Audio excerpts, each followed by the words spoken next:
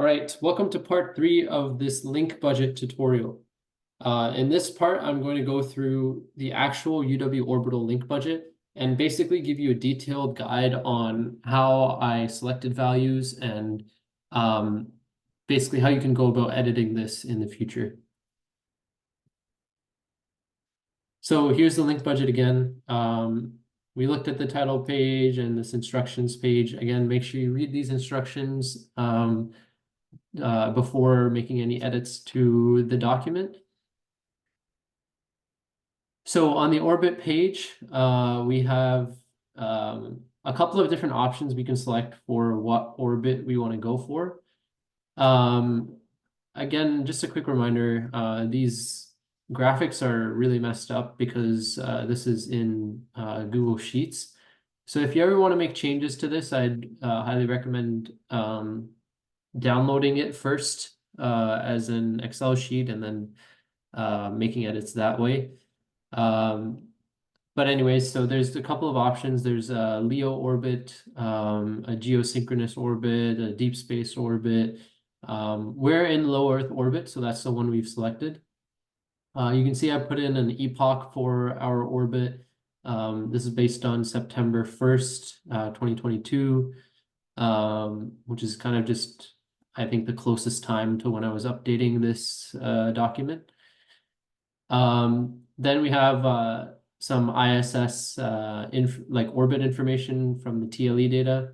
I've actually pasted in the actual TLEs here. And this gives us like our maximum and minimum height of the orbit.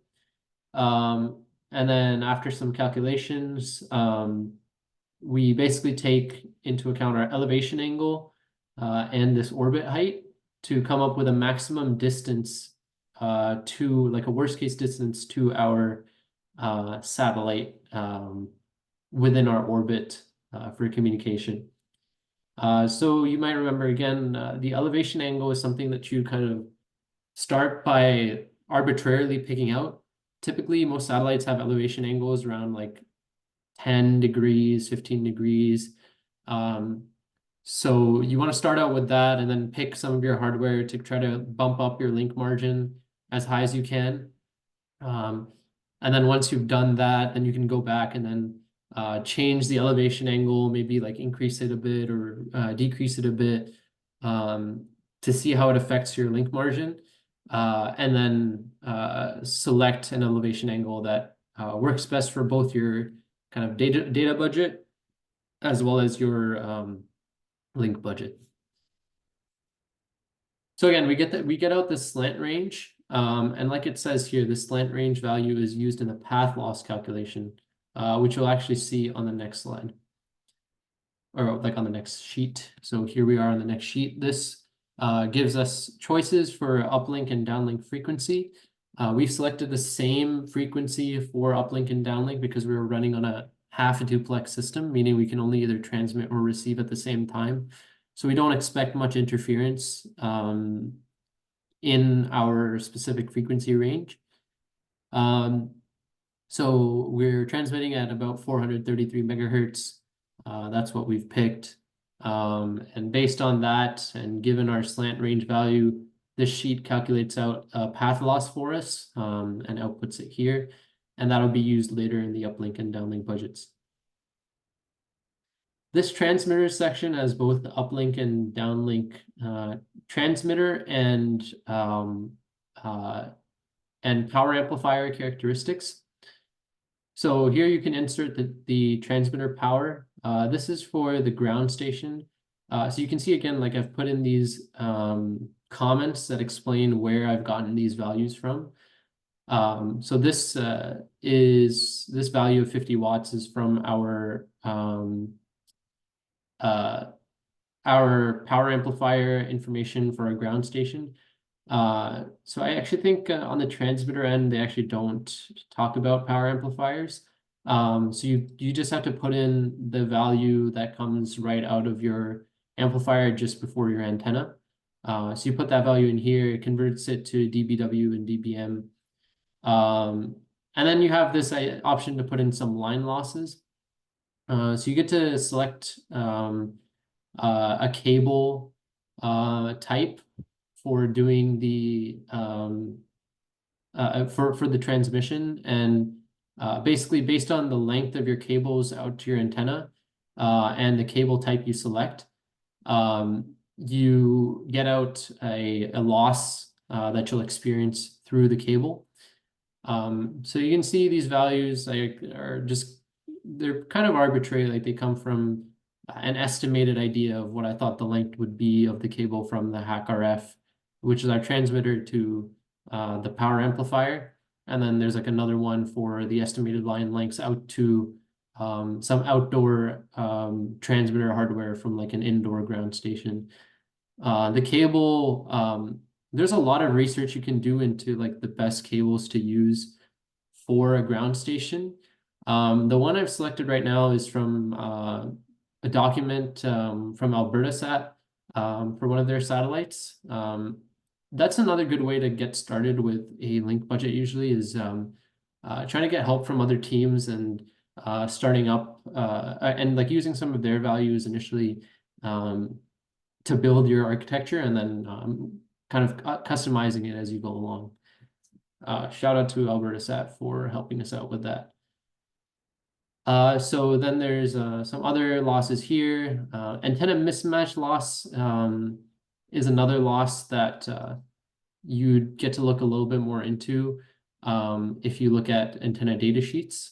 They typically tell you the VSWR of the, for example, the power amplifier. And there's a tool in this link budget called the VisWord tool here.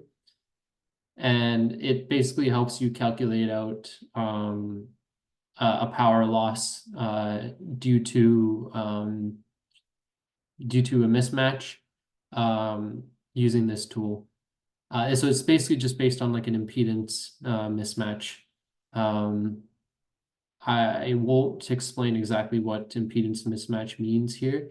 You can look more into that on your own, but just know that this value kind of comes from a data sheet as well as some research on what typical VisWord values look like for ground stations.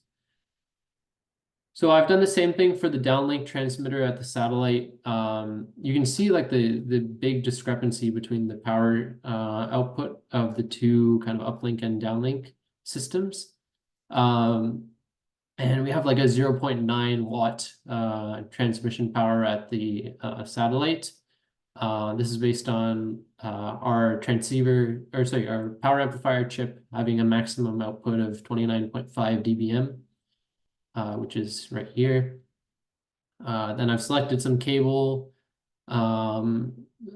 picked out some like wire lengths, and come up with some, these are kind of based on like typical values I saw within some literature for like some like connector losses and things like that. I've also added like some random buffers in here, like a 1 dB extra loss within this transmission line for sources that I couldn't account for. So we're trying to be as conservative here as we can in calculating out what the total power delivered to the antenna is. Moving on to receivers, this is very similar to the transmitter page, except now we talk a little bit more about noise temperature as well. So this page similarly has like line losses for the path from the antenna to the receiver. I've similarly also added like 1 dB random buffers in order to account for losses that I couldn't account for. Then we get to this noise temperature here. So noise temperature, they've given us this tool here to kind of calculate it. They've also given like some equations here that you can use. So you can kind of input the temperature of like your surroundings in this section. as well as just the temperature of the spacecraft and things like that, and like um, the amplifier temperature. Um, so it kind of combines all of these noise temperatures together to come up with like a total noise temperature at your system. Uh, and that's done, like the same thing is done for the ground station here. I guess let me just explain what it means to have a noise temperature for an LNA. LNA stands for low noise amplifier, so it's an amplifier that uh, amplifies a received signal in particular. Like I mentioned in the previous video, you want to increase signal to noise ratio. So you really want to minimize the amount of noise that your amplifier itself adds to the signal. So an LNA temperature is based on something called a noise figure that is given in the data sheets of an LNA. So you can use this tool, you can enter in a temperature value for, I believe this is for how hot your LNA is expected to get. And you'll get an output temperature for, it actually has some instructions here on how to use it. But you can get an output temperature for, output noise temperature for your LNA. And again, it'll be combined with the rest of these into a system noise temperature. The second stage temperature is then the noise temperature of like your transceiver. So I've given some information on where this came from. This is from the an estimate for the CC1120's noise being 3 dB. I couldn't find an official figure on the noise figure for the CC1120. So I've just used a very conservative value and use this tool to get a value out here. So yeah, you can see the system noise temperature at the spacecraft is this much, and then we repeat the same process on the ground station. We get a noise temperature of this much. You'll obviously have more noise temperature at the ground station because you have more kind of local terrestrial sources of noise. There is some good information here on basically you're able to input the expected noise and like your receiver's bandwidth and get out a calculation for what the noise temperature of your surroundings would be based on that. So I just recommend like using these tools to come up with these values. Now onto the antenna gain section. So this section is just a description of like the average gain that your antenna at the ground station at the spacecraft will provide.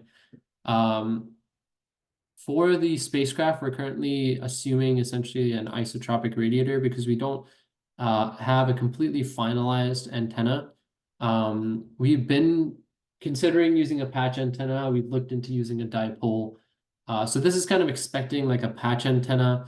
And I've said that our antenna basically doesn't add or doesn't add any gain or cause any loss. And it has like a complete 360-degree beam width. So it's like a very very useless antenna that we're using on the spacecraft right now, at least for the link budget modeling. So this number needs to be improved in the future. I've also put in information here about our ground station antenna and like some parameters like the boom length for the Yagi antenna and the gain as per the data sheet that we're expected to get and the beam width and all of that stuff, as well as the polarization that you can enter here. So all of this kind of will contribute to, in the later pages, adding some gains to your system to improve your link budget. Antenna pointing losses. This page is based on essentially our ADCS system, as well as our ground station pointing system and how accurate that can be. I've given some estimates for what the pointing area might be at the ground station and at the spacecraft. this tool, basically based on your antenna type and your frequency and all these things, it calculates out a pointing loss for you.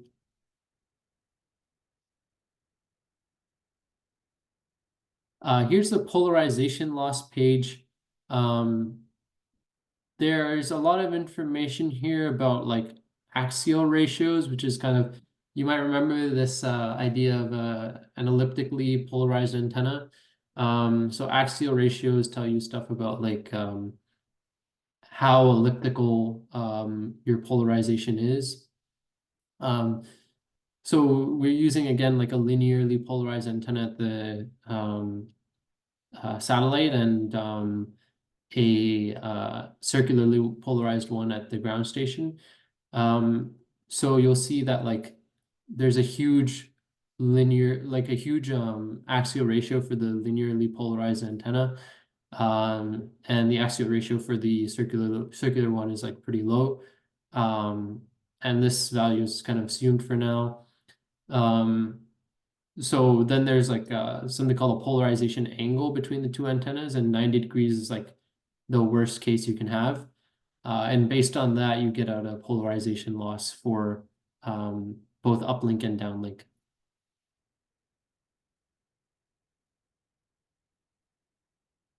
Atmospheric and ionospheric loss. These are losses due to the atmosphere, so due to rain, clouds, and things like that. And it's based heavily on your elevation angle and your frequency. So again, you just input those two things into the tool, it calculates out a loss. Some of I don't think it's in this page itself, but I believe this page doesn't take into account rain loss, actually. It just takes into account atmospheric and ionospheric. So later in the link budget, there's an option to, I believe, add rain loss yourself, which I've done here. So you can do that as well. And that rain loss is just based on kind of research from other link budgets and from papers that I've read. And you can actually find some links to those if you go through the antenna theory page on the Notion. So that's available. Here's the modulation demodulation page. So this kind of gives you that threshold value for your EBNO. You can use, so we've selected like the GMSK for ours. So you pick your modulation type and the bit rate, bit error rate that you want. So bit error rate, pretty self-explanatory. It's like how many bits on average will be corrupted, or like what's the rate of corruption of bits within your system. And then based on that, you get out a required EBNO value that you want. And then you can also add like an extra kind of buffer loss within that calculation. So our required EBNO is 10.6 dB. So I'm going to skip the uplink budget and go straight to the downlink first. So here's the output from all of those sheets. This is the downlink budget. So it tells us our transmitter output power from those transmitter pages looks like this. Then it like shows what the conversion is. A lot of these actually also have like these nice equations that you can like see to understand how the link budget is working. It takes into account our transmission line losses. Again, like we said, our antenna was a circular or a isotropic antenna, so it's not giving us any gain. So our EIRP, the transmitted effective power out of the satellite, is negative 1.8 dB watts. Then moving forward, we have the path loss that we calculated, the polarization loss, pointing loss. Like I said before, we can put in our rain loss, and we also have these atmospheric, ionospheric losses. So we get this output value for how much signal we lose overall through the downlink path. So then we have this ground station section where it covers, again, from the pointing loss page, it has the pointing loss, the antenna gain from those antenna pages, and then some like transmission line losses, the noise temperature, and then it does some calculations. We can put in our desired data rate for our system, and based on that, get out the calculated EBNO for a telemetry system. And then using the modulation scheme that we picked, we have a threshold for the EBNO, and then the subtraction between these two gives us our system link margin, which again should be 3 dB minimum. And for a low cost system like ours, for a CubeSat where there can be a lot of unexpected sources of noise, we want something closer to 10 dB. So right now our link margin is at 6 dB, which is like okay, but there's still room for improvement within this link budget, and there's like other things that we can continue trying to improve on, like just within even like the calculations itself. You'll see as I've went through this link budget, a lot of the comments say like this is an estimate or things like that. So there's room to improve. We also have our uplink budget here. Just to give you a rundown of some of the numbers, we have a 50-watt output at our ground station, and the signal at the spacecraft has about this level of signal strength. And because, this is in dB watts and much higher than the CC1120 sensitivity range, we technically don't need to use the low noise amplifier on board on the RFFM chip. So like this, like the link budget helps you calculate things like that, and it's like a useful tool. Then moving forward, we have the calculated uplink EBNO being 33.7 and the required EBNO being 10.6. So we have a considerable link margin of 23 dB on the uplink, which is typical of a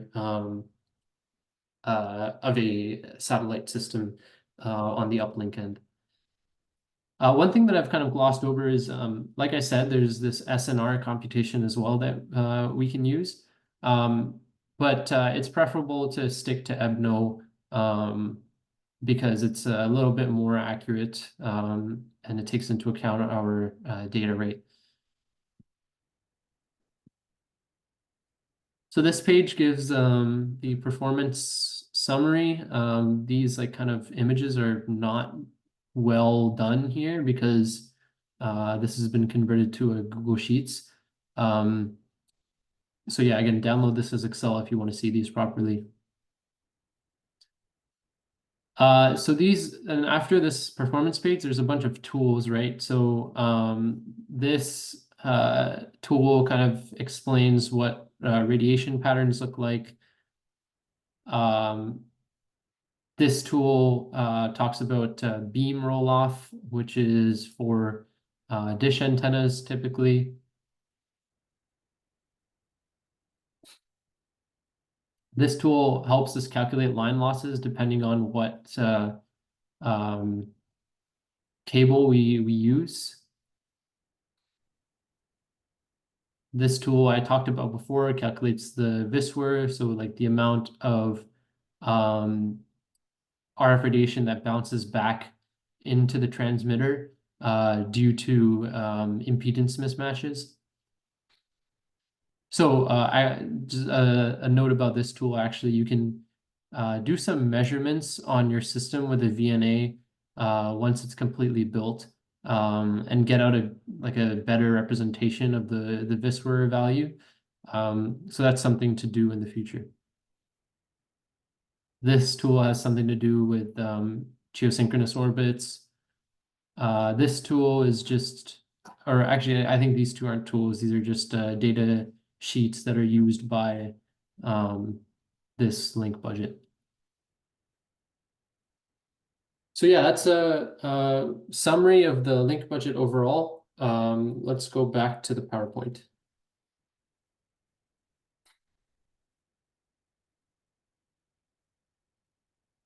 So now that we've finished talking about the link budget, I figured it would be good to talk briefly about STK. STK is Systems Toolkit by AGI, ANSYS AGI. So it's a system that you can use to simulate your satellite in orbit, simulate its orbit, and simulate a transmission, your communication system. And it takes all of these, like it automatically calculates all of these things, like your ionospheric and atmospheric losses, based on the inputs that you give it about like what your transmitter power is, what your frequency is.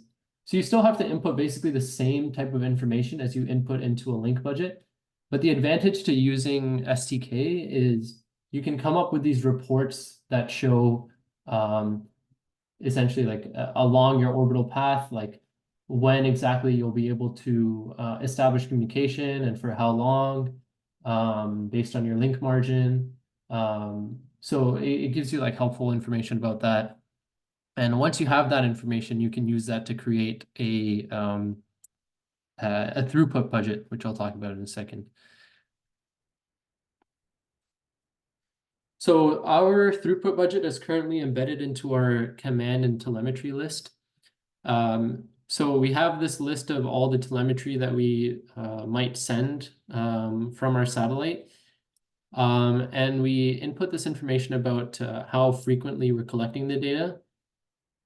And after doing some calculations about like how many hours in a day, and like the timestamp size for all of our telemetry and things like that, we can calculate out, also like given like the overhead of some of the protocols we're using, we basically calculated out how many bytes we would have to send within a day. And we're able to get an idea of how long we would need to be over our ground station in order to actually send all those bytes. So there's also this like CDR link budget here. So this is kind of what is this kind of like the output, more refined and like concise version of that throughput budget, where we basically show how much raw data we're collecting in a day, how much overhead our protocols add, and then what the data rate is for our system, and based on that data rate, how much time we need over the ground station. And then using your STK simulations, you can get an idea of are you over the ground station for enough time within a 24-hour period on average in order to actually send all the data that you want to send. And that's an important kind of input into the system that lets you figure out like how much telemetry data you can support collecting, and things like that. So yeah, that's a summary of the UW Orbital link budget. Hope that helps. And yeah, that's the end of the video.